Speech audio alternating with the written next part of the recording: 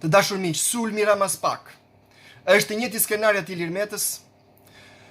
kur drejtësia fillon të hetoj pushtetin dhe pushtetarët ajo bëhet armike. Nëse e mbani mend kur Spak filloi të hetonte njerëz të ngushtë rrethin familjar të Ilir Metës duke përfshirë dhe Ilir Metën, Ilir Meta filloi një sulm brutal ndaj drejtësisë,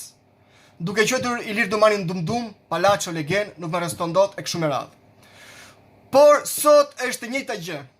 Kur Spak po fillon të hetoj njerëzit e ngushtë dhe njerëzit kyç të majorancës, siç janë ministrat dhe zëvendësministrat dhe njerëzit e afërt të kryeministrit, kryeministri ka filluar një sulm ndaj drejtësisë, por në krahasim me Ilir Metën përdor një fjalor më diplomatik, më të rafinuar, më teknik, duke qenë që Spak thot ka të kaluar kompetencat dhe Spak po bën një sulm politik. Por nga ana institucionale, Ilir Meta bëri një sulm ndaj drejtësisë si opozitar, sepse ishte president opozitar. Ishte jashtë sistemit ekzekutiv, ndërsa sot kryeministri ka një pozicion shumë më të fortë dhe impakti që ka në publik është shumë i fortë, duke sulmuar institucionet, sulmon drejt për drejt prokurorët.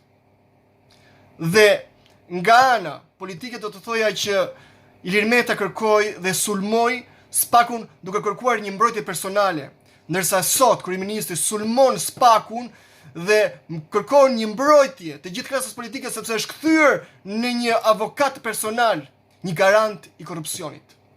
Do të thotë që Spak nuk është perfekt, por është i vetmi institucion që mund të hetojë të paprekshmit dhe Spak nuk ka nevojë për tifoza, por ka nevojë për qytetar vigjilent, sepse në Shqipëri ka shumë hajdutur sa mendoj që nuk janë lindur, por kanë studiuar për të bërë të tillë. Dhe nëse se ne sot justifikojmë sulmet ndaj drejtësisë, nesër drejtësia mund të kapet shumë thjesht